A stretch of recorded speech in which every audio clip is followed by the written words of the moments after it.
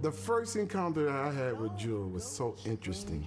I now call her the sassy grandma. Come home to me.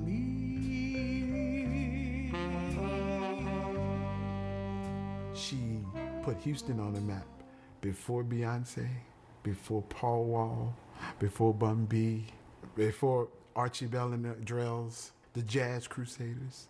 She's the one who actually landed the job with the largest and America's first pop star, Louis Armstrong. Now it's time for our vocalists to come up and entertain you.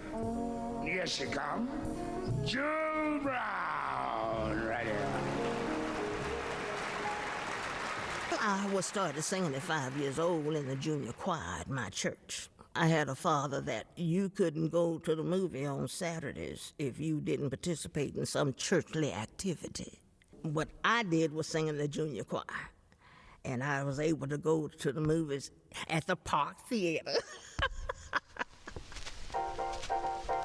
Back in the day, the bus stop was right by the drugstore, and they had a juke joint across the street from the and I used to go in there with the nickels my father would give me. I would go and put it in the jukebox and learn those records, because we couldn't afford to buy any. There were plenty of comfortable juke joint type places in the neighborhood. They would have sock hops for teenagers and or talent shows where kids that couldn't go in a nightclub could come on a Saturday afternoon and they'd spin records and could dance. The great Jewel Brown, she had mainly only performed before other people in church until she got up the nerve to go enter a Saturday talent show as a young girl over there and won it. It was just evidently time out for me at the talent shows. That's when all kind of jobs was created for me after that. I worked everywhere, surrounding areas, including 90 miles. I would do my first show at the Club Ebony, and it would be almost 2 hours before, more than 2 hours before the next show. I hopped in the car and ran to Beaumont and did a show, and got back in time for my second show. And my mother would be right there, and I'd drive to all those places. I was 11 years old when I got my driver's license. I took my band to Corpus Christi at 12 years old with musicians like Don Wilkerson, who Ray Charles took him from me. They called him the Texas Twister. And by the time, she's in her teens, she's cutting records and becoming a big-time person. Not long after she made her initial recordings with Duke, she married Eddie Curtis, a band leader from Galveston who was working with Duke. And Eddie took her to New York, and she makes some recordings for some labels in New York. She's playing jazz clubs in New York. Now if you want me to love you, you gotta love me too.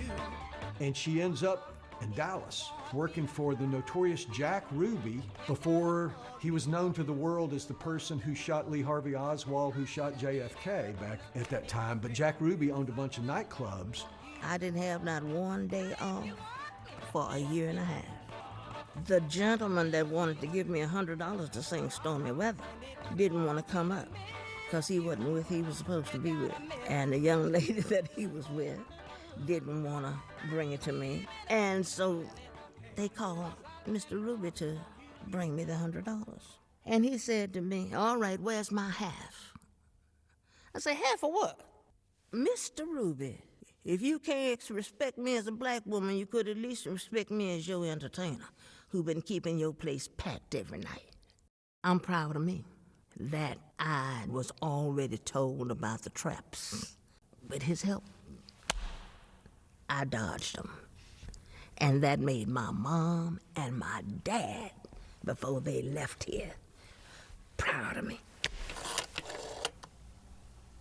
Tony Papa, who was over Associated Booking Corporation, the branch office there in Dallas, called me up. And he said, I need to talk with you on business. I said, well, okay. So I went there to the office. And when I got there, he asked me almost immediately, who would I like to be with, Duke Ellington or Louis Armstrong? And I looked at him and right quick, I said, Louis Armstrong. Well, I had already conversationed enough with all the different musicians that Duke Ellington didn't love to fly. Every time they went to Europe, they went by boat. And Louis Armstrong, it would be 7 with me. With Duke, it was 17. With Duke. I know the money got to be different. She told me that there was about 300 to 350 female vocalists to audition for that position for the All-Stars. She received a call while she was working in Dallas that she not only received the position, but she needed to be in Houston for a plane ride. And of course, everybody knows it takes 3 to 4 hours from Dallas to Houston. I was down that freeway like I had wings.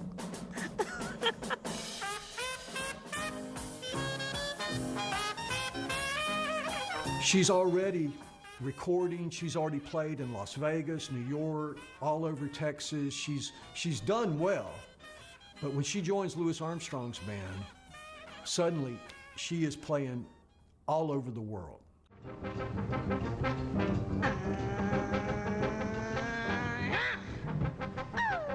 What did you hear about Jerry? Back in the days, I used to get million-mile certificates from all the airlines. We traveled so much. Germany, South Korea, Prague, Czechoslovakia, all in Budapest, Hungary, and all of that. I've been around the world 3.5 times plus. The great God Almighty, that's my working mind friend. I will on my own. It's interesting that how we hooked up because I was working with Joe Sample, with the Joe Sample Jazz Orchestra.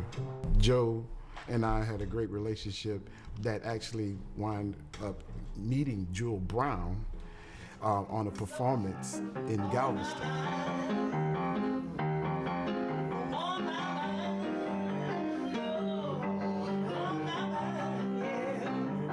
Joe had told me during rehearsal, Jewel, we got to record together.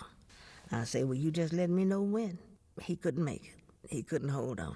But I understood later on that he told Nick Allen, his assistant director and ghostwriter, he told him, do something with her.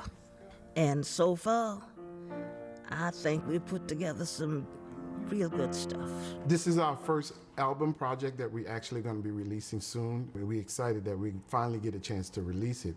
Nick Allen's a great guy. He's a great composer. He has great creativity and all that. Everything I write or do, he's got somehow or another just the right kind of music to put behind it. Let's try it again. Scratching.